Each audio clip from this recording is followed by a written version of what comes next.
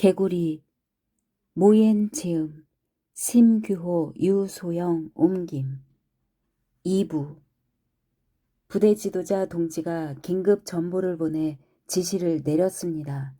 제 처인 왕런메이가 둘째를 임신했다는 겁니다. 지도자는 엄숙한 어조로 당원이자 간부로서 딸 하나를 낳고 매달 한 자녀 보조금까지 받으면서 어떻게 둘째를 가질 수가 있느냐고 질책했습니다. 전 그저 망연자실할 뿐이었습니다. 지도자가 명령을 내렸어요. 즉시 돌아가 처리하도록.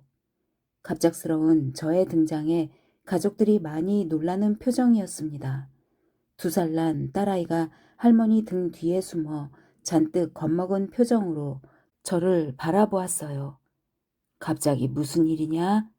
어머니는 마음이 답답하신 것 같았습니다. 출장 가는 길에 들렀어요. 옌옌, 아빠 오셨네? 어서 아빠라고 불러야지. 어머니가 딸을 앞으로 떠밀며 말했어요.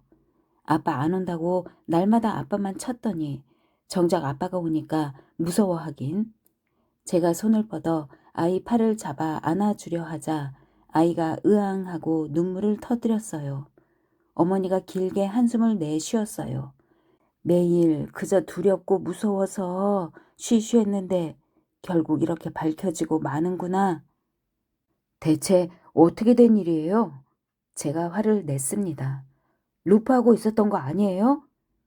그게 일이 밝혀진 후에야 나한테 말하더구나. 내가 집에 온다는 소식을 듣고 위안싸이를 찾아가 뺐던 모양이야. 위안싸이, 이놈의 개망나니? 원망스러운 마음에 욕이 먼저 나왔어요. 범법 행위인 것도 모른대요? 절대 고발해선 안 된다. 런메이가 몇 번이나 찾아가서 이걸 복거라는 바람에 해준 거야. 해도 안 되니까 나중에는 왕단에게까지 부탁해서 사정한 거야. 얼마나 위험한 일인데 개나 돼지를 거세하는 위안싸이한테 어떻게 그런 부탁을 해요? 그러다 일나면 어쩌려고? 사람들이 부탁을 많이 하나 보더라. 어머니가 목소리를 낮추며 말했어요. 며느라기 하는 말을 들으니 그 사람 기술이 정말 좋대. 쇠로 된 갈고리로 몇 번 만에 그냥 끄집어 낸다고 하던데. 정말 창피해서. 공연한 생각 말고 어머니가 제 얼굴을 보며 말했어요. 왕단이 같이 갔어. 루프를 뺄 때 위안 쌓이는 마스크에 선글라스, 비닐 장갑을 끼고 했대. 갈고리는 먼저 알코올로 닦고 불로 지져서 소독했고 걔가 그러는데 바지도 벗을 필요도 없었대. 그냥 가랑이에 구멍만 하나 냈다더라. 그런 뜻이 아니에요. 샤오파오, 어머니가 우울한 표정으로 말했습니다. 큰형, 작은형 모두 아들이 있는데 너만 없잖아. 항상 그게 마음에 걸렸단다. 그냥 낳으라고 하자꾸나. 저도 그러고 싶어요. 하지만 뱃속아이가 남자아이라고 누가 보장하겠어요. 사내에 갔다. 옌옌에게 물어봤단다. 옌옌, 엄마 뱃속에 있는 아기가 남동생이야, 여동생이야. 옌옌이 남동생이라고 그러더라. 원래 아이들 말이 가장 영험하거든. 설사 딸이라 해도 옌옌이 커서 서로 의지할 수도 있고 여자애 하나 있다가 무슨 병고라도 생기면 어쩌려고. 어미야 늙었으니 죽어버리면 상관없어. 다 널 생각해서 하는 말이야. 어머니, 부대에는 질서가 있어요. 둘째를 낳으면 당적을 박탈당하고 직위도 해제돼요. 그러면 집으로 돌아와 농사나 지어야 한다고요. 이렇게 여러 해 동안 열심히 노력해서 겨우 자리를 잡았는데 아이 하나 더 낳자고 모든 것을 다 포기해요? 그럴 만한 가치가 있다고 생각하세요? 어머니가 말했어요. 당적이나 지위 같은 것이 아이보다 소중하냐? 세상에 후손이 없으면 제 아무리 높은 자리에 올라도 설사 마오 주석 다음 가는 자리라 해도 그게 무슨 의미가 있어. 마오 주석은 이미 돌아가셨어요. 마오 주석 돌아가신 걸 모를까 봐. 예를 들어 그렇다는 얘기야. 그때 대문 소리가 났어요. 옌옌이 소리 높여 말했어요. 엄마, 아빠 왔어. 딸이 조그만 다리로 뒤뚱뒤뚱 거리며 왕런메이를 향해 달려갔어요. 왕런메이는 제가 군대에 가기 전에 입던 회색 재킷을 입고 있었어요. 배가 이미 불룩하더군요. 알록달록한 천이 삐져나온 붉은색 보따리를 옆에 끼고 있었습니다. 아내는 허리를 굽혀 딸 아이를 안더니 억지 웃음을 지으며 말했습니다. 여보, 어쩐 일이에요? 내가 못 올 곳을 왔나? 잘도 일을 버려놨더군. 저는 언짢은 투로 말했어요. 기미가 가득한 얼굴이 하얗게 질리더니 순식간에 다시 벌겋게 달아오르더군요. 아내는 대뜸 소리를 질렀습니다. 내가 뭘, 낮에 밭에 나가 일하고 저녁에 집에 돌아와 아이 보면서 당신한테 미안한 짓은 조금도 한 적이 없는데. 그래도 시침이야? 왜 나한테 말도 안 하고 위안사이를 찾아가? 왜 말 안 했어? 배신자, 스파이. 왕런메이가 아이를 내려놓더니 씩씩거리며 방으로 들어갔어요. 작은 걸상에 발이 걸리자 런메이는 냅다 걸상을 집어차며 욕을 했어요. 어떤 양심 없는 놈이 알려준 거야? 딸아이가 마당에서 큰 소리로 울음을 터뜨렸습니다. 어머니는 부뚜막 옆에서 눈물을 흘리고 있었고요. 조용히 해. 욕도 하지 말고. 조용히 나랑 위생원에 가. 아무 일도 없을 거야. 꿈도 꾸지 마. 왕런메이가 거울을 바닥에 내 동댕이 치며 고함 질렀어요. 애는 내 거야. 내 뱃속에 있으니까. 누구든지 털끝 하나라도 건드려봐. 그 집 문에 목 매달고 죽어버릴 테니. 여보, 당원도 간부도 그만두고 그냥 집에 돌아와 농사 지으면 안 돼? 지금이 무슨 인민공사 시대도 아니고 밭도 다 나눠서 농사를 짓는데 양식도 너무 많아 다 먹지도 못하고 사람들도 자유롭고 그냥 집으로 돌아오면 안 돼. 절대 안 돼. 왕런 메이는 방 안에서 우당탕거리며 트렁크랑 괴짝이랑 다 뒤집어 엎고 있었습니다. 나 혼자만의 일이 아니야. 이건 우리 부대의 명예가 걸린 일이라고. 왕런메이가 커다란 보따리를 들고 밖으로 나왔습니다. 제가 런메이를 잡으며 물었어요. 어딜 가려고? 상관 마. 전 아내의 보따리를 잡고 놔주지 않았습니다. 아내가 품에서 가위를 꺼내더니 자신의 배에 대고 두 눈이 벌게져서 앙칼지게 소리 질렀어요. 이거 나! 샤오파오! 어머니도 소리를 질렀어요. 물론 전 왕런메이의 성질을 잘 알고 있었지요. 가. 하지만 오늘은 도망칠 수 있다고 해도 언젠가는 잡히고 말걸? 어찌됐든 간에 아이는 꼭 없애야 해. 왕런메이가 보따리를 들고 총총히 밖으로 나갔습니다. 딸아이가 두 팔을 벌리고 엄마를 쫓아가다 넘어졌지만 왕런메이는 쳐다보지도 않았어요. 제가 달려나가 아이를 안아 올렸습니다. 품에 안긴 딸이 몸을 뒤로 젖히며 울고불고 엄마를 찾았어요. 순간 저는 착잡한 마음에 눈물이 주르륵 흘러내렸습니다. 어머니가 지팡이를 짚고 비틀비틀 걸어 나왔습니다. 얘야, 그냥 낳게 해라. 그렇지 않으면 살 수가 없다. 밤이 되자 딸아이가 엄마만 찾으며 울었습니다. 아무리 달래도 그치질 않았어요. 어머니는 저에게 장모님 댁에 가 보라고 했어요. 저는 아이를 안고 장인어른 댁 문을 두드렸습니다. 장인어른이 문 틈으로 말했어요. 샤오파오, 자네 집에 시집을 보냈으면 자네 집 사람이야. 왜 여기 와서 아내를 찾나? 내 딸에게 문제가 생겼으면 가만두지 않겠네. 천비를 찾아갔습니다. 대문에 열쇠가 채워져 있고 마당은 칠흑처럼 어두웠습니다. 왕관을 찾아가 한참 동안 문을 두드렸습니다. 대문 안쪽에서 강아지 한 마리가 미친 듯이 짖어댔습니다. 불이 켜지고 문이 열리면서 왕자오가 몽둥이를 끌고 문 앞에 서서 잔뜩 화가 난 표정으로 말했습니다. 누굴 찾아? 아저씨 저예요. 넌 줄 알아. 그러니 누굴 찾느냐고. 왕가는요? 죽었어. 왕자오가 이렇게 말하며 세차게 문을 닫았습니다. 물론 왕관이 죽었을 리가 없죠. 지난번 집에 왔을 때 어머니가 한 말이 생각났습니다. 왕관이 왕자오에게 쫓겨나 여기저기 떠돌아 다닌다더군요. 가끔 마을에 나타나기도 하는데 어디 사는지는 모른다고요.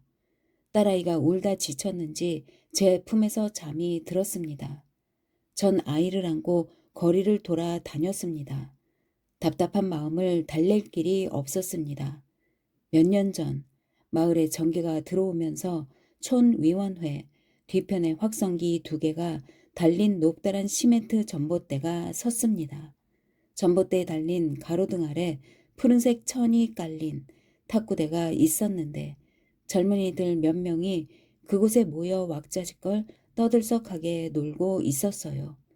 5살 정도 되어 보이는 사내아이가 간단한 음을 낼 수 있는 장난감 전자 오르간을 들고 탁구대 가까이에 놓인 네모난 걸상에 앉아 있었어요. 얼굴형을 보니 위안사이의 아들인 것 같았습니다. 맞은편에 새로 올린 위안사인의 커다란 대문이 보였습니다. 잠시 주저하다가 위안사이를 만나 보기로 했습니다. 왕런메이의 루프를 빼주는 모습이 상상이 되자 심사가 뒤틀렸어요. 그가 버젓한 의사라면 할 말이 없지만 세상에 그 자식이 제기랄. 제가 등장하자 그는 겁을 잔뜩 먹었습니다. 그는 혼자서 구들장에 앉아 자작하고 있었어요. 좁은 방구들 위에 땅콩 한 접시, 웅어 통조림 하나에 달걀 볶음 큰 접시 하나가 있었습니다. 그가 맨발로 구들장에서 뛰어내리더니 자꾸만 함께 올라가 술을 마시자고 권했습니다. 그는 자기 아내에게 안주를 더 내오라고 말했습니다. 아내 역시 우리 소학교 동창으로 얼굴에 약간 얼근 자국이 있기 때문에 별명이 곰보빵이었습니다.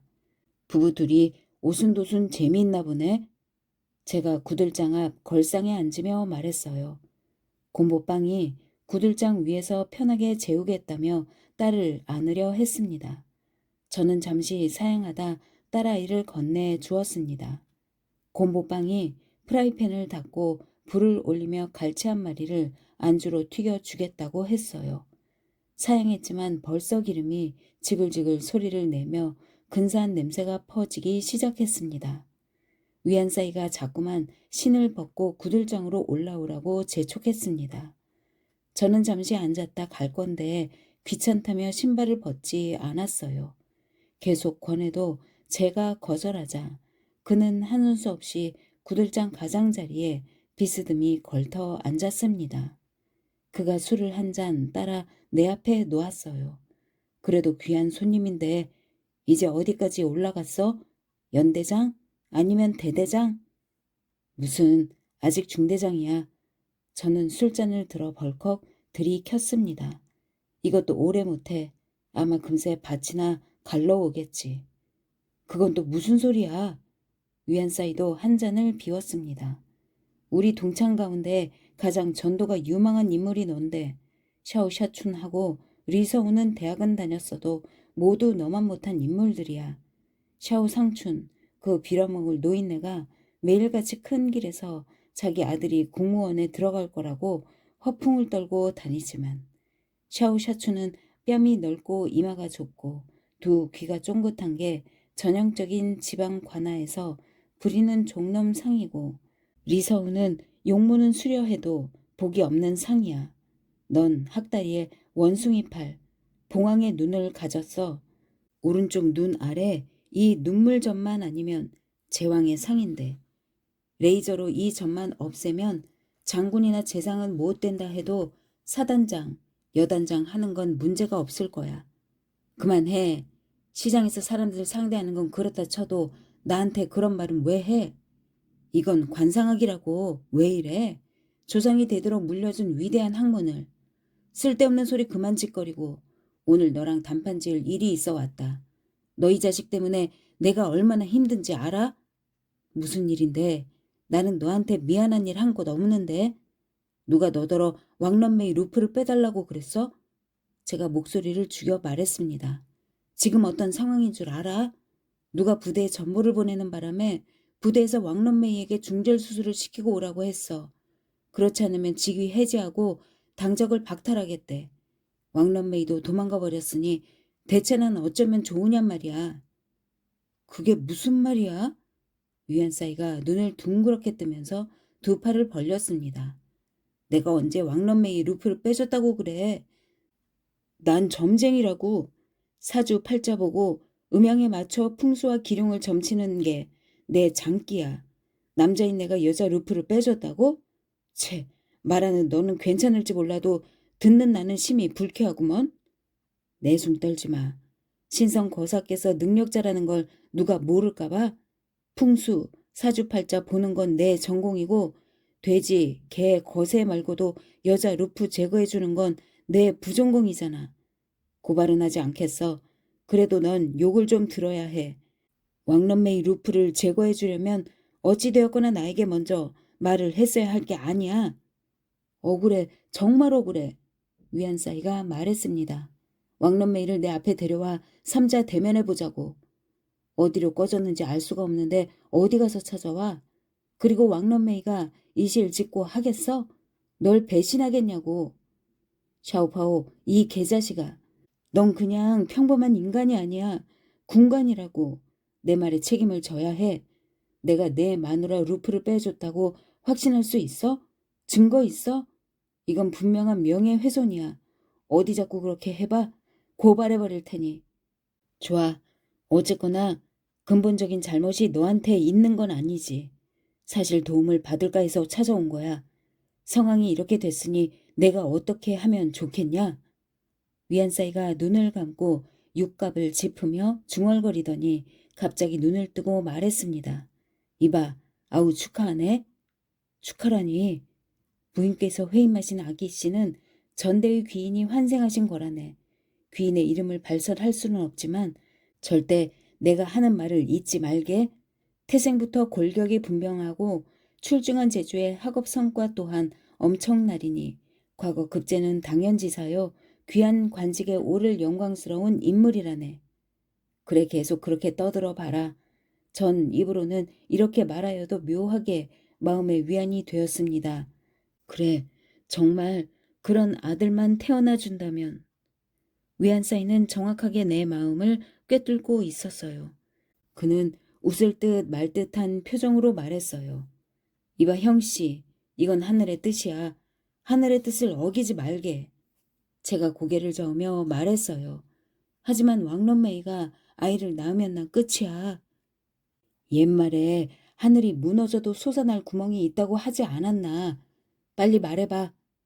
부대에 전보를 쳐서 왕런메이가 임신한 사실이 없다고 보고하는 거야.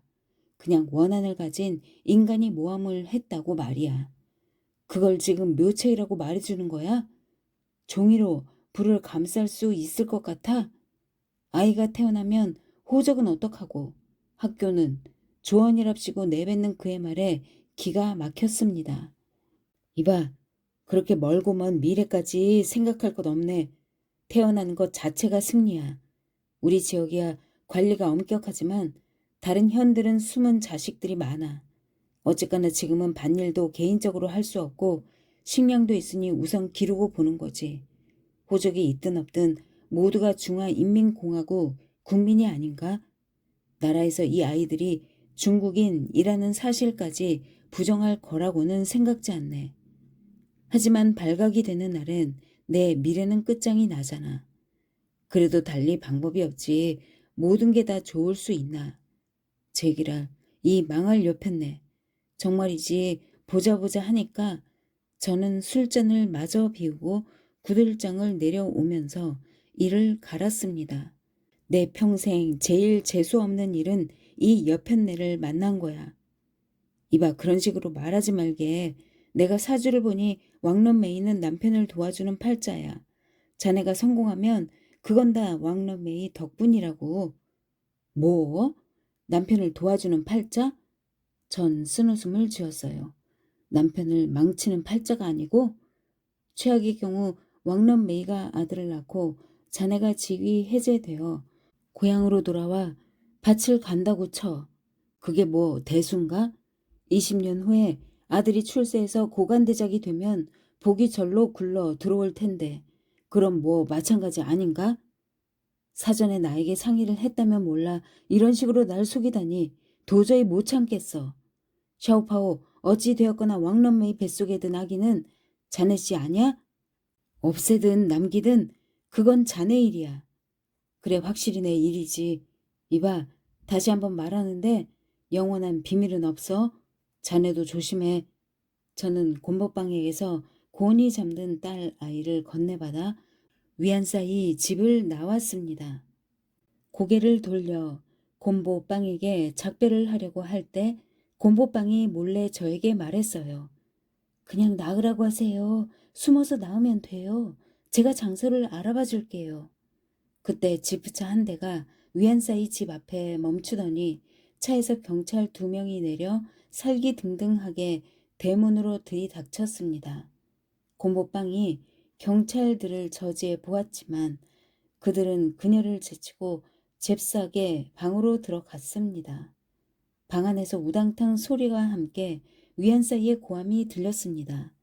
몇 분 후 위안사이가 신발을 질질 끌며 두 손에 수갑을 찬 채 경찰들에게 끌려 나왔습니다. 왜들 이러시오? 이게 뭐 하는 짓들이오? 위안사이가 고개를 삐딱하게 쳐들고 경찰들에게 물었습니다. 조용히 해. 경찰 하나가 말했어요. 왜 붙들려 갔는지 몰라? 위안사이가 말했어요.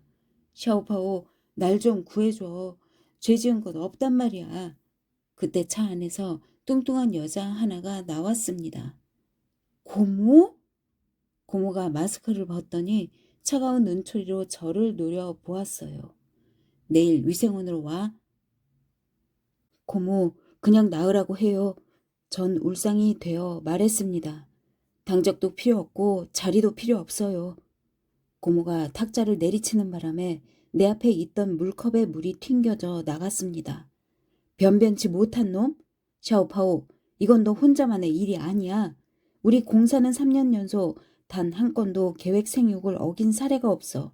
내가 그 기록을 깰 작정이야? 난처해진 저는 이렇게 말했어요. 왕런메이가 죽자 사자 소동을 피우는데 저러다 정말 무슨 일이라도 저지르면 어떡해요. 고모가 냉정하게 말했어요. 우리 지역 방침이 뭔지 알아?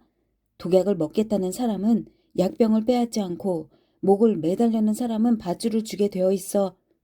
너무 무지막지해요. 누군 그러고 싶어 그러는 줄 알아? 너희 부대는 무지막지하게 굴 필요가 없지. 도시에서도 마찬가지로 이렇게까지 할 필요가 없어. 외국에서는 더더구나 서양 여자들은 그저 놀고 즐기기에 바빠서 나라에서 출산을 장려해도 아이를 낳으려 들지 않아. 하지만 여기는 중국 농촌이야. 농민들을 상대해야 한다고. 입이 닳도록 이치를 설득하고 정책을 설명해야 해. 신발바닥이 닳도록 돌아다니고 입술이 터지도록 말을 하고 다녀도 누가 내 말을 듣던 어떻게 할까? 인구를 통제하지 않으면 안 되는데 나라의 명령도 집행해야 하고 상부에서 내린 목표도 달성해야 하고 그럼 어떻게 할까? 계획 생육 직원들은 낮에는 손가락질을 당하고 밤길을 다니다 벽돌에 맞기도 해. 5살 난 어린애까지 송곳으로 내 다리를 찌르더라. 고모가 바지가랑이를 걷어올리자 장단지의 자줏빛 상처가 보였습니다. 봤니? 얼마 전 둥펑촌에 한 사팔뜨기 녀석이 찌른 거야. 너 장취한 마누라 일 기억해? 저는 고개를 끄덕였습니다. 10여 년 전 도도히 흐르는 강에서 벌어졌던 일이 생각났습니다. 분명히 그 여자가 뛰어드는 바람에 우리가 구하러 들어갔잖아. 하지만 장취한을 포함한 마을 사람들 모두 우리가 공실엔을 강으로 밀어 죽게 했다고 믿어. 그들은 연명까지 해서 편지를 쓰고 혈도장을 찍어 국무원까지 올려보냈어. 진상조사를 위해 위에서 사람이 파견되자 하는 수 없이 황취아가 희생양이 됐지. 고모가 담배를 불에 붙이더니 뻑뻑 빨기 시작했습니다. 담배 연기가 살에 찌든 고모의 얼굴을 휘감았습니다. 정말 많이 늙으셨다는 느낌이 들었어요. 입가 주름이 턱까지 늘어지고 눈밑 주름이 축 처진 데다 눈빛마저 뿌얘졌으니까요. 공실엔을 구하기 위해 우리가 얼마나 노력했니? 게다가 난 피를 500cc나 뽑았어. 그 여자 선천성 심장병을 앓고 있었더군. 달리 방법이 없어서 장취환에게 1000위안을 배상했지. 당시 1,000위안은 결코 적은 돈이 아니었어. 장취하는 돈을 받고도 계속 억지를 부렸어. 짐수레 아내 시신을 싣고 세 딸에게 상복을 입혀 현 위원회 마당까지 들어가 소란을 피웠단다. 마침 시차를 내려왔던 계획생육 사업 성 지도자가 이 모습을 봤어. 공항국에게 넓은 지프차를 몰고 와서 나랑 황추야, 샤오스즈를 현 초대소로 데리고 갔어. 경찰들이 인정사정 없이 욕지거리를 퍼붓고 사람을 밀치면서 완전히 우리를 범인 취급하더라. 현 지도자가 나랑 말을 하려 하기에 난 고개를 돌리며 당신이 아니라 성 지도자와 이야기하겠다고 말했어. 지도자 방으로 쳐들어갔지. 지도자가 소파에서 신문을 보고 있더구나. 그런데 그 지도자란 사람이 바로 양린인 거야. 부성장이 돼서 살이 피둥피둥 졌더군. 정말이지 속이 부글거려서 속사포처럼 쏘아 붙였어. 당신네가 위에서 지시 하나를 내리면 우린 연락에 돌아다니느라 다리는 퉁퉁 붓고 주둥이는 다 부르터요. 당신들이 요구하는 문화니 정책이니 군중 사상 작업이니 하는 것들 말입니다. 그저 말이나 할 줄 아는 지도자들께서 어찌 실무자들 아픔을 알겠습니까? 아기를 낳아보지 않았으니 거시기 아픈 줄을 알겠습니까? 한번 직접 내려와 일해 보시죠. 죽어라 일하고 욕은 있는 대로 먹고 피떡이 되도록 맞고 대갈통 터져서 피를 줄줄 흘리며 이래도 작은 사고라도 났다 하면 지도자라는 사람들이 보탬이 되기는커녕 몰상식한 골칫거리들 편에 서죠. 소름이 다 끼칩니다. 고모가 자부심에 찬 표정으로 그때를 회상했습니다. 다른 사람들은 관리를 보면 감히 입을 열지 못하지만 이 몸은 그런 거 상관 안 해.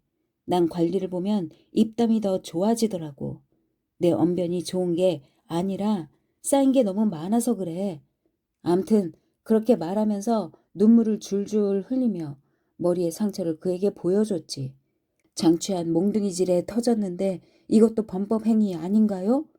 자기 마누라를 구해주려고 강으로 뛰어들고 피를 500cc나 뽑았는데 그 정도면 정말 의롭게 행동한 것 아닙니까? 이렇게 말하면서 나는 대성통곡했어. 노동개조 부대나 감옥에 보내세요. 어차피 이제 나는 일 안 할 거니까. 내 말에 양린이 눈물을 글썽이며 자리에서 일어나더니 물도 따라주고 화장실에 가서 뜨거운 물수건을 가지고 왔어. 양린이 말했어. 어떤 일이건 바탕을 다지는 사업이 제일 힘들죠. 마오 주석이 말씀하시지 않았습니까? 심각한 문제는 바로 농민을 교육하는 것이다 라고 말이에요. 동지, 억울한 심정 다 이해합니다. 현의 지도자들도 동지를 이해하고 우리 모두 동지를 높이 평가하고 있습니다. 그가 내 곁에 다가와 앉더니 물었어. 완동지, 나랑 성에서 일해 보겠소? 물론 그 말이 무슨 뜻인지 잘 알고 있었어. 하지만 비판 투쟁 대회에서 그가 짓거린 헛소리를 생각하자 그러고 싶은 마음이 싹 가시더라. 난 단호하게 말했지. 아니요, 안 갈 겁니다. 이곳 일을 놓을 수가 없어요. 그가 유감이라는 듯 고개를 젓더니 말했어. 그렇다면 현의 의원에 가서 일하시오. 아니요, 전 아무 데도 가지 않습니다. 그를 따라 갔어야 하는 건지도 몰라. 그냥 다 털어넣어 버리고 떠나서 아무것도 보지 않으면 심란하지도 않았겠지. 그냥 낳고 싶다는 대로 실컷 낳게 해서 20억, 30억이 되든 말든 하늘이 무너져도 키 큰 사람이 받쳐주겠지. 내가 이런 걱정한들 뭐 하겠어? 내가 평생 손해를 보고 산 건 너무 말을 잘 들어서, 너무 혁명적이어서, 너무 충성이 지나쳐서, 너무 진지해서였어. 지금 깨달아도 늦지 않아요. 제가 말했어요. 고모가 화를 냈습니다. 너 그거 무슨 말이야? 뭐? 깨달아? 고모가 가족이랍시고 내 앞에서 하소연을 좀 늘어 놓았기로서니 이거 안 되겠군? 고모는 충성스러운 공상당원이야. 문화대혁명 때 가진 굴욕을 다 당하면서도 흔들리지 않았어. 지금이야 더 말할 나위 없고 계획생육은 반드시 필요한 사업이야.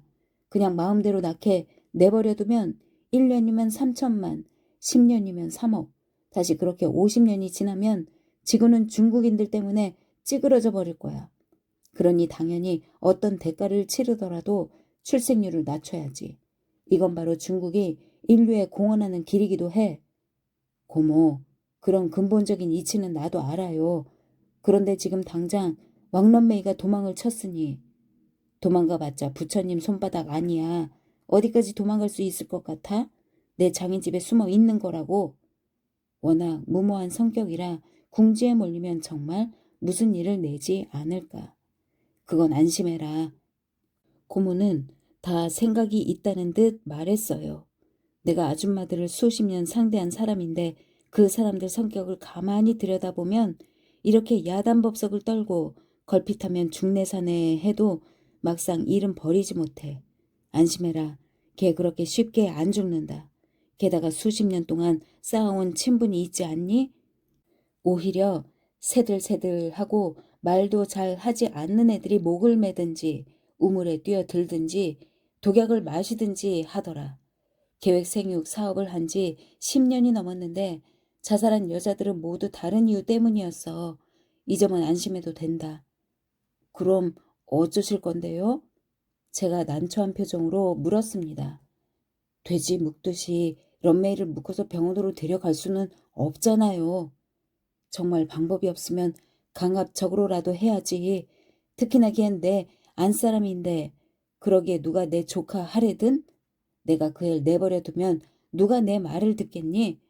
내가 입만 열었다 하면 그 일을 들먹이며 내 입을 막으려 할 텐데. 일이 이 지경이 되었으니 이제 고모 말을 들을 수밖에 없군요. 부대에 사람을 좀 보내달라고 할까요?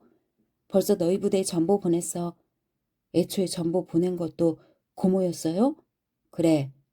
사실을 알았으면서 왜 일찍 처리 안 했어요? 현에서 2달가량 회의가 있었어.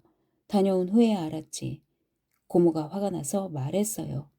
위안싸이, 이 후레 자식. 어쩌자고 날 이렇게 힘들게 해? 제보자가 있었기에 방정이지. 그렇지 않았다면 일이 더 복잡해질 뻔했어. 구속할 거예요? 마음 같아선 총살을 벌이고 싶어. 고모가 씩씩거리며 말했어요. 아마 왕런메이 한 사람이 아닐 거예요. 조사 다 했어. 왕런메이랑 왕씨 집성촌의 왕치 마누라, 순씨 집성촌의 샤오진유 마누라, 그리고 천비 안사람 왕단이야. 왕단 해산 날짜가 제일 급박해. 다른 현에도 10여 명이 있지만 그건 내 소관이 아니니까. 우선 내 아내부터 수술하고 하나씩 차례로 처리해야지. 누구도 예외는 없어. 외부로 도망가면요? 고모가 차갑게 웃었어요. 원래 손오공이 아무리 신통방통해도 부처님 손바닥을 못 벗어나는 법이야. 고모, 저야 군관이니까 왕런메이는 당연히 수술해야 하지만 왕단이랑 천비는 모두 농민이잖아요. 첫째 애가 여자아이니 정책에 따른다 해도 둘째를 낳을 수 있는 것 아니에요? 왕단 같은 몸으로는 임신하기도 쉽지 않을 텐데. 고모가 제 말을 자르며 비웃었어요. 제 일도 해결하지 못한 놈이 오지랖 넓게 남의 일에 신경을 써? 정책상 둘째를 낳을 수 있긴 하지만 첫째가 8살이 된 다음이라야 해. 그 집 처널이 이제 몇 살이지? 몇 년 일찍 낳아도 되잖아요? 말은 쉽게도 한다. 몇 년 일찍? 그럼 모두 몇 년 일찍 낳으면? 그건 안 돼. 한번 허락하기 시작하면 엉망이 될 거야. 고모가 단호하게 말했어요. 남의 일 걱정하지 말고 내일이나 걱정해. 고모가 계획생육 특별 작업을 위해 대부대를 이끌고 우리 마을에 나타났어요. 고모가 대장, 공사의 인민무장부 부부장이 부대장이었습니다. 대원은 샤오스즈를 포함해 건장한 민병이 6명이나 있었어요. 확성기를 장착한 미니버스의 마력이 엄청난 무한 궤도 트랙터도 몰고 왔습니다. 고모의 대부대가 마을로 들이닥치기 전에 저는 다시 한번 장인어른 댁 대문을 두드렸어요. 이번에는 장인이 선심 쓰듯 저를 들여 보내주었습니다. 장인어른도 부대에 계셔 보셨으니 군령이 얼마나 엄격한지 아실 거예요. 항명은 절대 불가능합니다. 장인어른이 담배를 피우면서 한참 뜸을 들이다 말했어요. 나올 수 없다는 걸 알면서 왜 임신을 시켰는가? 이렇게 배가 부른 애를 어떻게 수술해? 혹여 사고라도 생기면 어떡하고? 자식이라고는 이 아이 하나뿐인데. 그건 절 원망하실 일이 아닙니다. 제가 변명했어요. 자네가 아니면 누굴 원망하나? 원망하려면 그 개자식 위안사이를 원망해야죠. 공항국에서 벌써 그놈을 잡아갔어요. 어쨌거나 내 딸에게 일이 생기면 내 목숨을 걸고라도 자넬 가만두지 않겠네. 고모가 괜찮다고 했어요. 7개월 된 산모도 수술한 적이 있대요. 자네 고모는 사람도 아니야. 요괴야 요괴. 장모님이 나와서 말했어요. 수년 동안 대체 얼마나 많은 목숨을 짓밟았나. 두 손에 피를 잔뜩 묻혔으니 아마 죽은 후에 염라대왕이 갈기갈기 찢어 죽일 걸세. 그런 소리는 뭐하러 해? 장인어른이 말했어요. 이건 남자들 일이야. 어째 남자들 일이에요? 장모님이 신경질적으로 쏘아붙였어요. 우리 귀한 딸을 저승길로 밀어넣는다는데 그래도 남자들만의 일이에요? 장모님과 다투고 싶지 않아요. 그 사람 좀 불러주세요. 할 말이 있어요. 자네 어디 와서 런메이를 찾는 건가? 자네 집 사람이니 자네 집에 있겠지. 혹시 자네가 그 애 어떻게 한 건 아닌가? 런메이가 어디에 있는지는 내가 자네한테 물어볼 말이네. 런메이, 당신 듣고 있지? 제가 큰 소리로 외쳤습니다. 어제 고모와 이야기했어. 내가 당신이 아기를 낳을 수 있게 당적도 자리도 포기하고 고향에 돌아와 농사나 짓는다고 했어. 위안사이 일로 이미 성에서는 난리가 났어. 현에서도 고모에게 엄명을 내렸다나 봐. 불법으로 임신한 사람들을 모두 처리하라고. 턱도 없는 소리, 무슨 이런 사회가 다 있어? 장모님이 대야에 더러운 물을 가져다 저에게 끼얹으며 욕을 퍼부었어요. 자네, 고모가 뭔가 그 잡년 오라고 해. 어디 죽도록 한판 붙어보게. 지가 아기를 낳지 못하니 질투가 나서 애 가진 사람에게 화풀이하는 게지. 전 온몸에 오물만 뒤집어 쓴 채 낭패한 모습으로 처가를 나왔습니다. 계획 생유 사업 차량이 처가 앞에 멈췄습니다. 일단 거동이 가능한 마을 사람은 다 처가 앞에 모인 것 같았습니다. 중풍으로 얼굴이 돌아간 샤오 상춘까지 지팡이를 짚고 나타났으니까요. 확성기를 통해 격앙된 목소리가 울려 퍼졌습니다. 계획 생육은 나라의 미래, 민족의 미래를 좌우하는 무엇보다 중요한 대사이며 4대 현대화 건설을 위해서는 모든 수단을 동원해 인구를 통제하고 인구의 질을 높여야 합니다. 불법 임신을 한 사람들은 대충 넘어갈 수 있다는 요행, 심리를 버리고 인민대중의 눈이 환하게 빛나고 있습니다. 설사 그대들이 지하 동굴, 밀림 숲에 숨어 있다 해도 도망칠 수 있다는 생각은 절대 하지 마십시오. 여러 가지 수단으로 계획 생육을 파괴하는 자는 당의 기율과 국법에 따라 엄중한 처벌을. 고모가 앞장서고 공사인민무장부 부부장과 샤우스츠가 뒤에서 고모를 엄호했습니다. 장인은 대문을 단단히 걸어 잠갔습니다. 대문에 붙인 대련에 강사는 천년의 한결같이 수려하고 조국은 만년 동안 봄이라네 라고 적혀 있었어요. 고모가 고개를 돌려 구경꾼들을 향해 말했습니다. 계획 생육을 추진하지 않으면 강사는 퇴색할 거고 조국도 무너질 것이오. 천고의 수려함? 어디 가서 만년의 봄을 찾는단 말이오. 고모가 문고리를 두드리며 특유의 쉰 목소리로 외쳤습니다. 왕런메이, 돼지우리 옆에 있는 고구마 토굴에 숨어있는 거 모를까봐? 자네 일로 이미 현 위원회와 군대가 발칵 뒤집혔어. 자넨 악질의 전형이야. 지금 자네 선택은 두 가지뿐일세. 하나는 얌전히 기어나와 나랑 같이 위생원에 가서 수술을 받는 걸세. 산딸이 멀지 않은 걸 참작해 안전을 위해 우리가 직접 현 의원까지 수송해서 최고의 의사에게 수술을 받도록 하겠어. 그게 싫다면 끝까지 저항해 보게. 우리가 트랙터로 자네 친정 이웃들을 모두 밀어버리고 나서 자네 친정까지 엎어버리겠어? 이웃에 대한 모든 손해배상은 자네 아버지가 해야 할 걸세? 어차피 그렇게 해도 수술은 해야 할 거야. 다른 사람이라면 내가 좀 살살 할 수도 있겠지만 자네는 절대 봐주지 않겠어? 왕런메이 똑똑히 들었나? 왕진산, 우슈즈, 사돈 어른들도 잘 들었습니까? 고모는 장인 장모의 이름도 함께 불렀어요. 한참 동안 집안에서는 아무런 소리도 들리지 않았습니다. 잠시 후 어린 수탉이 꼿꼿해거리더니 이윽고 장인이 울며 불며 욕을 퍼부었습니다. 완신, 이 양심이 썩어 문드러진 인간, 인정머리라고는 눈꼽만큼도 없는 악마 같은 년, 절대 고이 죽지 못할 거다. 죽어서도 칼 산에 오르고 기름솥에 빠져 살갗이 벗겨지고 눈알이 빠진 채 하늘 등불을 밝히게 될걸.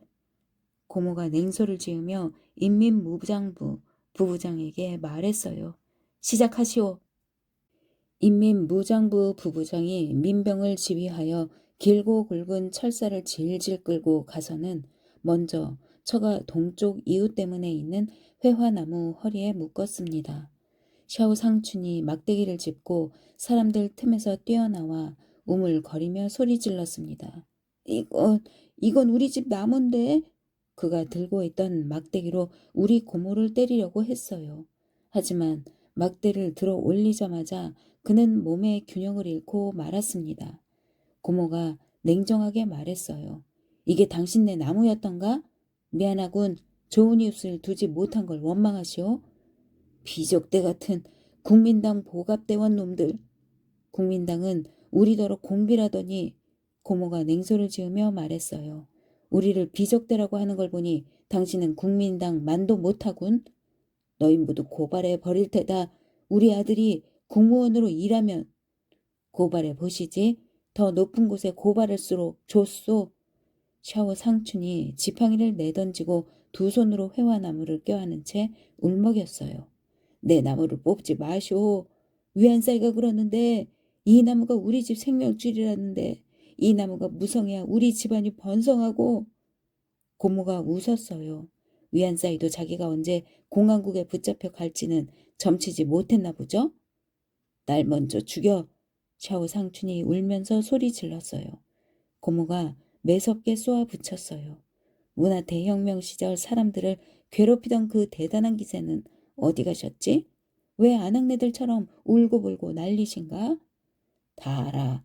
당신 공적인 문제에 사사로운 감정이 개입되었다는 걸 나에게 복수하려고. 자네 조카 며느리가 아이를 가졌는데 왜 우리 나무를. 당신네 나무만 뽑을 줄 알고 나무를 다 뽑고 나면 다음은 당신네 대문도 당신네 기와집도 다 허물어 버릴 거요. 여기서 울어도 소용없습니다. 왕진산에게 매달려야지. 고모는 샤오스츠가 들고 있던 확성기를 받아 사람들에게 소리쳤어요. 왕진산 이웃들은 모두 들으십시오.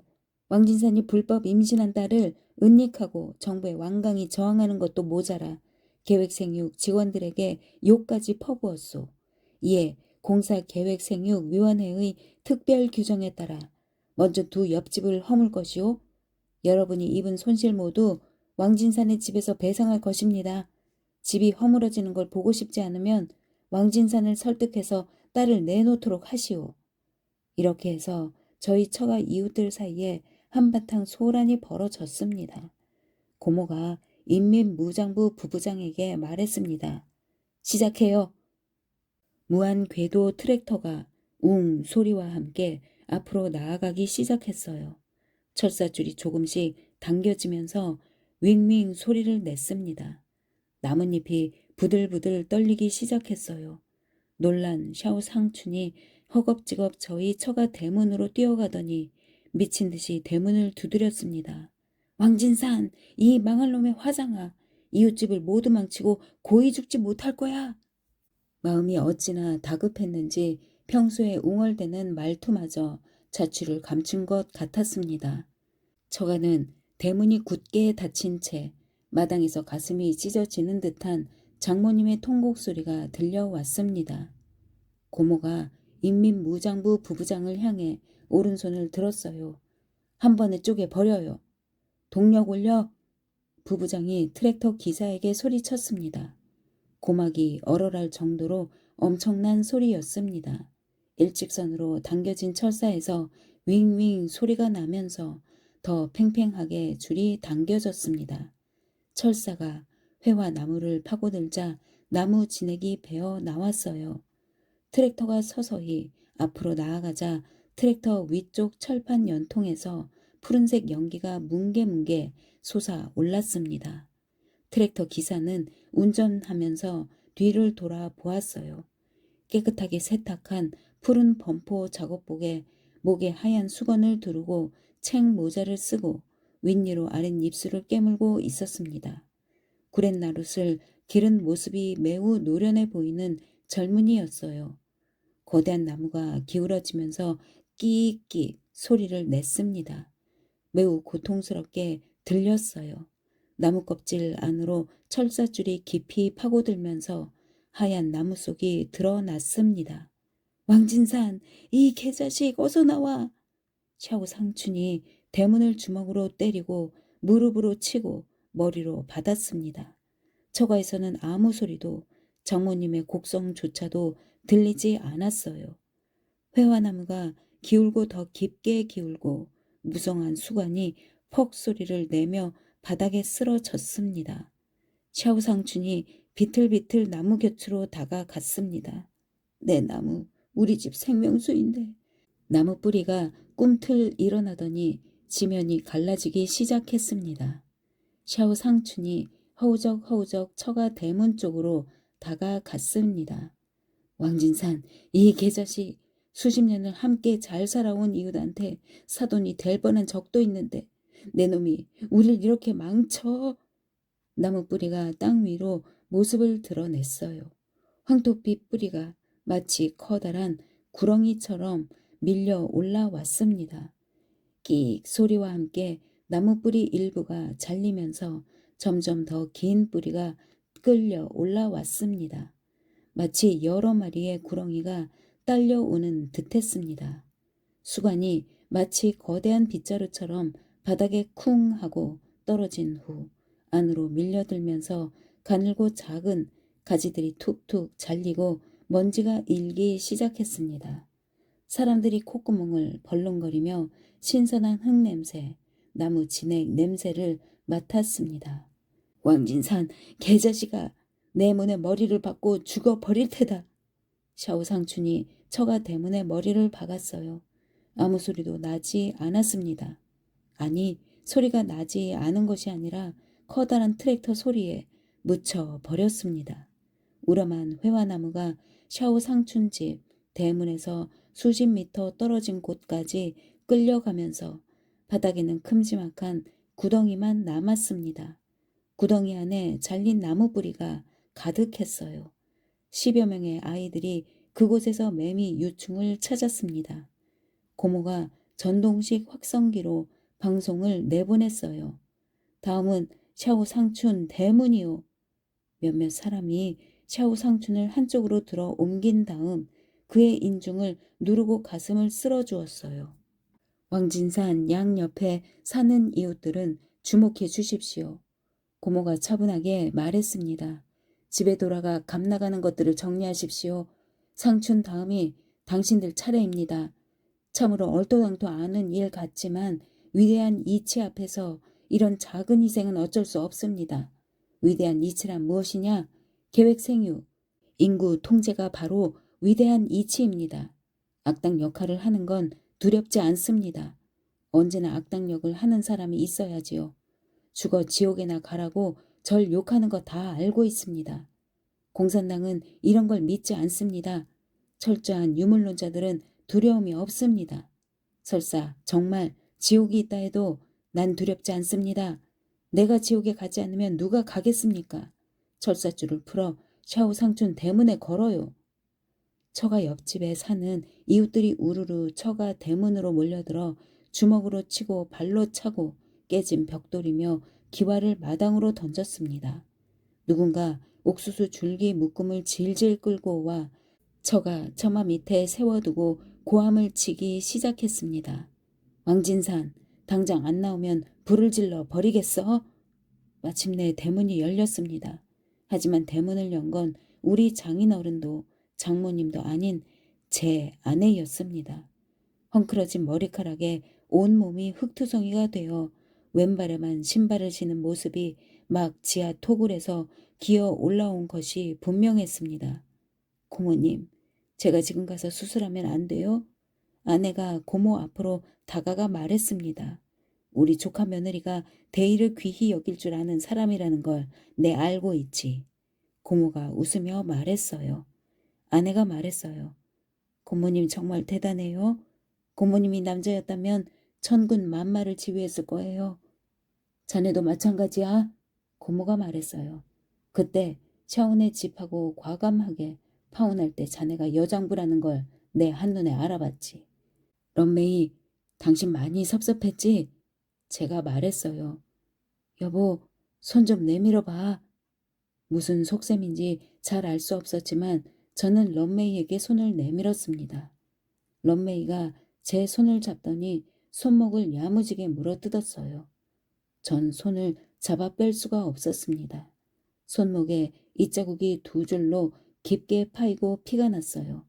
런메이가 퇴퇴 침을 뱉더니 야멸치게 말했습니다.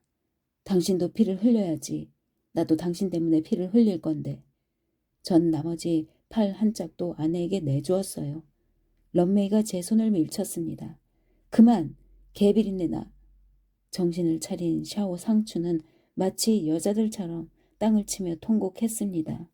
왕런메이, 완 샤오파오, 어서 내 나무 물어내, 내 나무 물어내. 흥, 웃기고 있네. 아내가 말했어요. 당신 자식이 내 젖퉁이도 만지고 뽀뽀도 했으니 내 청춘에 대한 보상이라고 생각해? 와우! 아이들이 화끈한 아내의 말에 손뼉을 치며 환호성을 질렀어요. 런메이, 당황한 제가 고함쳤어요. 웬 호들갑이야? 고모차에 오른 아내가 고개를 내밀더니 말했습니다. 옷 위로 만진 거야? 우리 부대 계획생육위원회의 양 주임이 찾아왔습니다. 양 주임은 군부 고위층의 딸로 사직 계급입니다. 명성이 자자한 인물이지만 한 번도 직접 본 적은 없었어요. 공사 지도자가 양 주임을 위해 자리를 마련하자 양 주임은 저와 런메이도 연회에 참가시키고자 하였습니다. 고모는 당신이 신던 구두 한 켤레를 런메이에게 빌려주었어요. 연회는 공사기관 식당 별관에서 열렸습니다. 여보, 난 안 가는 게 좋겠어요. 그렇게 높은 사람 만나는 거 무서워. 그리고 뭐 자랑스러운 일이라고 이렇게 야단법석을 떨어요? 런메이가 말했습니다. 고모가 웃었어요. 뭐가 무섭다고 그래? 높은 사람이라고 코 두 개, 눈 하나 달린 줄 알아? 다 똑같아. 양주임은 자리에 앉은 후 저와 런메이를 자기 양 옆에 앉혔습니다. 양주임이 런메이의 손을 잡고 다정하게 말했어요. 왕동지, 부대를 대표해 고맙다는 인사를 전해야겠어요. 런메이는 마음이 울컥했나 봐요. 지도자 동지, 제 실수로 괜히 힘들게 해드렸네요. 런메이가 실수나 하지 않을까 걱정했던 저는 런메이가 깍듯하게 윗사람을 대하는 걸 보고 한시름 덜었습니다.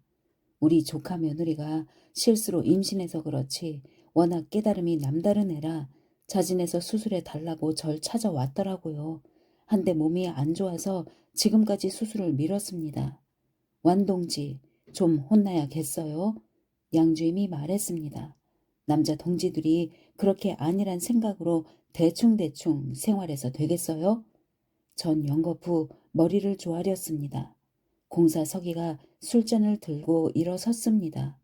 바쁘신데 이렇게 직접 지도를 나와주신 양 주임에게 감사드립니다. 양 주임이 말했어요. 이곳은 제게 매우 친숙한 곳입니다. 저희 부친께서 이곳에서 유격 때 활동을 하셨거든요. 좌우허강 전투 당시 지휘부가 여기에 있었습니다. 이곳에 대한 감회가 남다릅니다.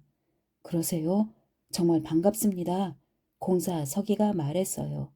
돌아가시거든 부친께 꼭 한번 시차를 나와 주십사 전해 주십시오. 고모 역시 술잔을 들고 일어섰어요. 양주임님, 저도 한 잔 올리겠습니다. 공사 서기가 말했어요. 완주임은 열사의 따님입니다. 어렸을 때 아버지를 따라 혁명에 참가했지요. 고모가 말했어요. 양주임님, 양주임님과 제가 인연이 있는 것 같군요. 저희 선친이 팔로군 CIA 병원 원장이셨습니다. 닥터 노먼 배순의 제자로 양 부사령관님의 다리를 치료한 적이 있어요. 그래요? 흥분한 양 주임이 자리에서 벌떡 일어났어요. 요즘 아버님께서 회고록을 집필 중이신데 그 안에 완류프 선생님 이야기가 나와요. 바로 저희 아버님입니다. 고모가 말했어요. 아버님이 돌아가신 후 어머니와 좌우등 해방구에서 몇 년 살았어요. 양신이라는 여자아이와 함께 놀았는데 양주임이 반가운 마음에 눈물을 글썽거리며 고모의 손을 잡았습니다. 완신, 정말 완신 맞아요? 완신, 양신, 두 붉은 심장이라? 고모가 물었어요. 당시 중주임님이 그렇게 말했죠? 맞아요. 양주임이 그렁그렁 맺힌 눈물을 닦으며 말했어요. 완신이 자주 꿈에 나왔어요. 그런데 여기서 이렇게 만날 줄이야? 고모가 말했어요. 어쩐지 얼굴이 많이 낯이 익더라고요. 공사 서기가 말했습니다.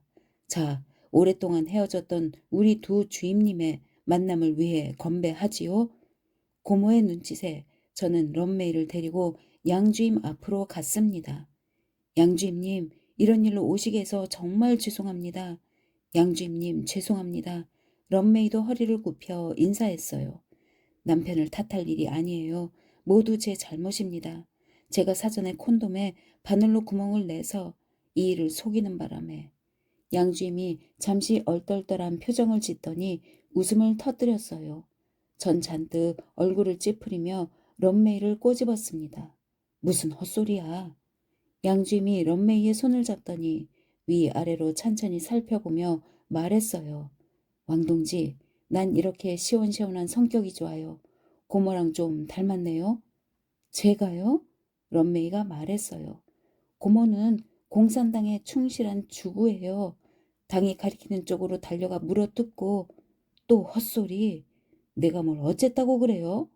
런메이가 말했어요. 엄연한 사실인데 당이 고모에게 칼산에 올라가라면 고모는 칼산에 올라가고 불바다로 뛰어들라면 불바다로 뛰어들고 됐어 그만. 고모가 말했어요. 내 이야기는 그만. 난 아직도 한참 더 노력해야 해. 갈 길이 멀어. 양주임이 말했어요. 왕동지, 아이를 사랑하지 않는 여자도 있을까요? 한 명, 두 명, 세 명, 아니 10명을 낳아도 더 낳고 싶을 거예요. 당과 국가 역시 아이들을 좋아합니다. 마오 주석이나 저우 총리도 아이들만 보면 모두 얼굴에 웃음꽃이 피잖아요. 정말 진심으로 마음에서 우러나오는 사랑입니다. 우리가 혁명하는 이유가 뭡니까? 결국 아이들에게 행복한 삶을 열어주기 위해서 아닙니까? 아이들은 나라의 미래, 나라의 보배입니다. 하지만 지금은 어려움에 봉착해 있어요. 계획 생육을 실시하지 않으면 앞으로 아이들은 먹을 것도 입을 것도 없을 것이고 학교도 가지 못할 겁니다. 계획 생육은 이런 의미에서 소소한 비인도적인 행위로 위대한 인도주의 정신을 실천하는 겁니다. 왕동지의 작은 인내와 희생을 통해 나라에 큰 공헌을 하는 거예요. 양주임님 말씀을 따르겠습니다.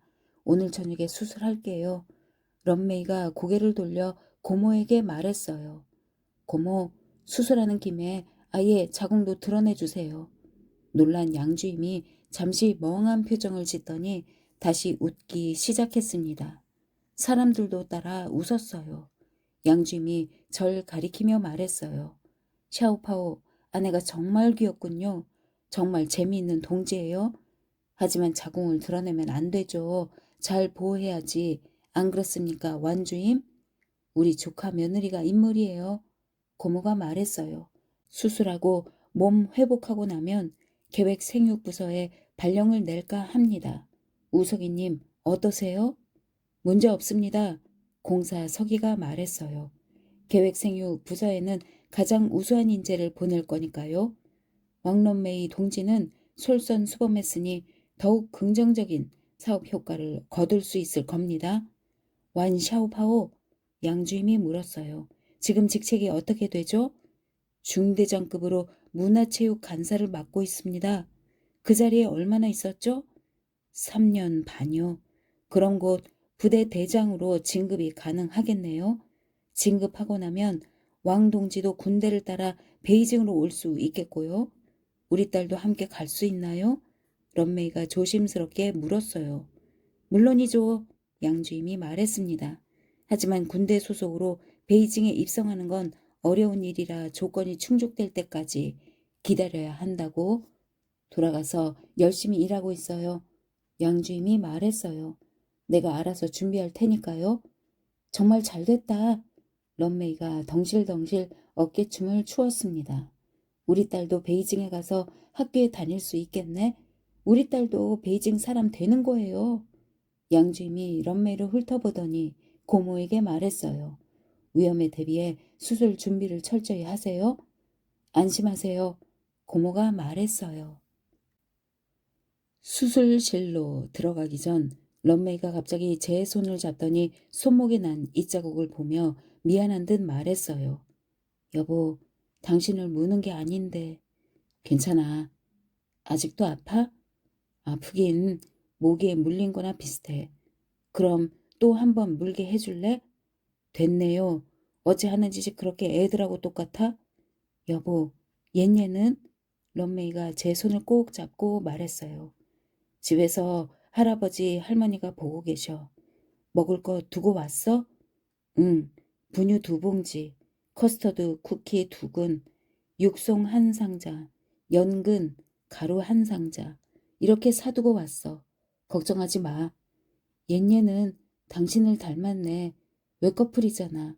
난 쌍꺼풀인데. 그래, 당신 닮았으면 좋은데 당신이 나보다 예쁘니까. 여자애는 아빠 닮고 남자애는 엄마 닮은 애가 많대. 그렇다지? 뱃속의 아이, 사내 아이가 틀림없어. 정말이야. 시대가 달라졌어. 남자나 여자나 다 마찬가지야. 몇 년 있다가 베이징 군대로 이동하면 우리 옌옌 제일 좋은 학교에 보내서 멋진 인재로 키우자.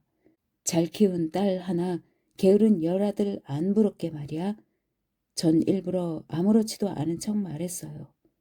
샤오파오, 왜 또? 샤오 샤춘이 내 거기 만진 거 말이야.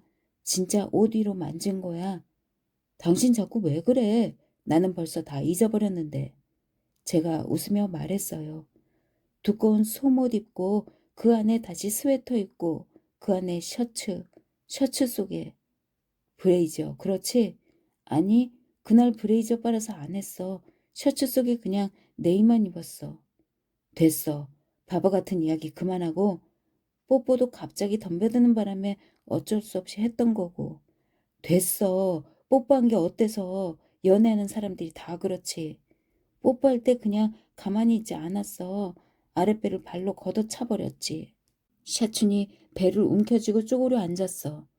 세상에, 샤오샤춘, 더럽게 재수가 없었구나. 제가 웃으며 말했어요.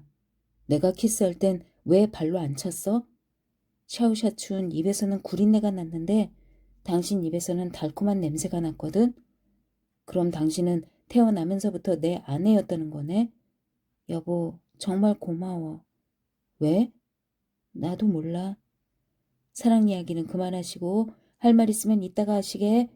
고모가 수술실에서 고개를 내밀더니 런메이에게 손짓했습니다. 들어와. 샤오파오. 런메이가 제 손을 잡았어요. 무서워하지 마. 저도 말하고 고모도 말했습니다. 그냥 간단한 수술이야. 집에 가면 암탉 고아줄게. 좋아. 2마리 고아줘야 해. 수술실로 들어가기 전 런메이가 고개를 돌려 절 바라보았습니다. 낡은 회색 재킷은 단추가 하나 떨어져 나가 실밥만 붙어 있었어요. 파란색 바지도 바지가랑에 황토가 묻어 있었고요. 거기에 고모가 준 낡은 갈색 구두를 신고 있었습니다. 코끝이 찡하고 마음이 뻥 뚫린 것 같았습니다. 먼지가 가득한 복도 벤치에 앉아 수술실에서 새어나오는 금속성 소리를 들었습니다. 수술 도구의 모습이 머리에 떠올랐어요. 눈앞에서 눈부신 금속이 번쩍이는 것 같았고 차디찬 도구의 냉기가 그대로 느껴지는 것 같았습니다. 위생원 뒷마당에서 아이들의 웃음소리가 들려왔어요. 저는 자리에서 일어나 유리창 너머를 바라보았습니다. 서너 살쯤 되어 보이는 사내 아이 하나가 손에 풍선처럼 부풀린 콘돔을 들고 있었습니다. 남자아이가 앞으로 뛰어가자 또래로 보이는 여자아이가 그 뒤를 쫓아갔습니다. 고모가 수술실에서 뛰어나와 초조한 모습으로 다짜고짜 저에게 물었습니다. 혈액형이 뭐지? A형요. 걔는? 누구요? 누구겠어? 내 아내 말이야. 고모가 화를 벌컥 냈어요. 아마 O형. 아니 저도 머저리 같은 놈. 뭐가 잘못됐어요? 고모 가운에 묻은 피를 보는 순간 저는 머릿속이 하얘졌습니다. 고모가 수술실로 돌아가 문을 닫았어요. 문틈에 얼굴을 들이대 보았지만 아무것도 보이지 않았습니다. 런메이의 소리는 들리지 않고 샤오스츠의 고함만 들릴 뿐이었습니다. 샤오스츠가 현 의원에 전화를 걸어 구급차를 불렀습니다. 문을 힘차게 밀었더니 열리더군요. 왕런메이를 보았습니다. 고모가 소매를 걷어붙이고 샤오스츠는 굵은 주사바늘로 고모 팔에서 피를 뽑고 있었어요. 왕런메이의 얼굴이 백지장 같았습니다. 런메이, 버텨야 해. 간호사 하나가 저를 밀어냈어요. 제가 말했어요. 들여보내줘요. 제게를 들여보내달라니까. 하얀 가운을 입은 사람 몇 명이 복도로 달려왔습니다. 담배와 알코올 냄새에 찌든 한 중년 남자 의사가 절 벤치에 앉혔습니다. 그가 담배 한 대를 권하며 불을 붙여준 뒤 절 위로했어요. 진정해요. 현 의원 구급차가 금세 올 거예요. 고모가 자기 피를 600cc나 뽑아 수혈했어요. 별일 없을 거예요. 구급차 사이렌 소리가 들렸습니다. 사이렌 소리가 줄줄이 뱀이 되어 하나씩 제 몸을 뚫고 들어오는 것 같았습니다. 하얀 가운을 입은 사람들이 약 상자를 들고 있었어요. 가운 차림에 안경을 쓴 사람은 청진기를 목에 걸고 있었고 하얀 가운을 입은 남자와 여자 모두 민첩하게 움직이고 있었지만 한결같이 무심한 표정이었습니다. 제게 신경 쓰는 사람은 아무도 없었어요. 아무도 절 돌아보지 않았습니다. 입안에서 피 비린내가 나는 것 같았습니다. 하얀 가운을 입은 사람들이 천천히 수술실을 나와 한 사람씩 구급차에 오르더니 마지막으로 들 것을 밀어 넣었어요. 전 수술실 문을 박차고 들어갔습니다. 하얀 천이 런메이의 몸을, 런메이의 얼굴을 덮고 있었습니다. 고모는 온몸에 선혈이 낭자한 채 맥없이 접이식 의자에 앉아 있었습니다. 샤우스츠 등은 완전히 어리나가 있었고요. 아무 소리도 들리지 않는가 싶더니 이어서 마치 작은 벌 몇 마리가 귓가에서 윙윙거리는 것 같았습니다. 고모, 그러니까 고모가 아무 일도 없을 거라고 했잖아요. 고모가 고개를 들었습니다. 심히 볼썽사납게 오만상을 찌푸리는가 싶더니 갑자기 사방이 떠나갈 듯 크게 재채기를 했습니다. 올케 언니, 큰오빠 용서를 구하러 왔어요. 고모가 얼빠진 모습으로 마당에 서서 말했어요. 고모가 런메이의 유골함을 안 채 한가운데 네모난 탁자에 올려놓았습니다. 탁자 위에는 밀이 가득 담긴 흰 그릇이 놓여 있고 그 안에 향이 세 자루 꽂혀 있었어요. 향이 타며 연기가 뭉게뭉게 피어오르고 있었습니다. 저는 군복 차림으로 팔에 검은색 상주 완장을 두르고 딸을 안은 채 탁자 옆에 앉아 있었습니다. 상복을 입은 딸이 자꾸만 고개를 들고 저를 바라보며 물었습니다. 아빠, 단지 안에 뭐가 들었어? 아무 말도 하지 않았습니다. 덥수룩한 수염 사이로 눈물이 흘러내렸습니다. 아빠, 엄마는? 엄마 어디 갔어? 엄마 베이징에 갔어. 며칠 지나면 우리도 베이징으로 엄마 찾으러. 할아버지랑 할머니도 가? 응, 모두. 아버지와 어머니가 마당에서 버드나무 목판을 톱질하고 있었어요. 목판을 비스듬하게 긴 의자에 묶어두고 아버지는 서서 어머니는 앉아서 밀고 당기며 쓱싹쓱싹 톱질했어요. 햇살 아래 톱밥이 이리저리 튀어 올랐습니다. 런메이 관을 만드는 거예요. 우리 지역은 화장하지만 유골함을 둘 장소가 없기 때문에 사람들은 유골을 매장하기 위해 분묘를 마련해야 했습니다. 형편이 나은 사람들은 관을 만들어 유골을 쏟아 부은 후 유골함을 깨서 넣었고, 형편이 안 좋은 사람들은 직접 유골함을 땅에 묻었습니다.